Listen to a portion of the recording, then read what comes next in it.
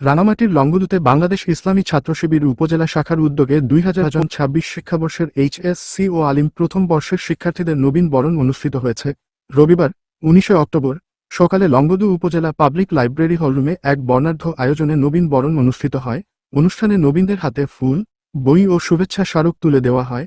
অনুষ্ঠানে প্রধান অতিথি ছিলেন মোহাম্মদ আলী, সভাপতি বাংলাদেশ ইসলামী ছাত্রশিবির চট্টগ্রাম বিশ্ববিদ্যালয় শাখা।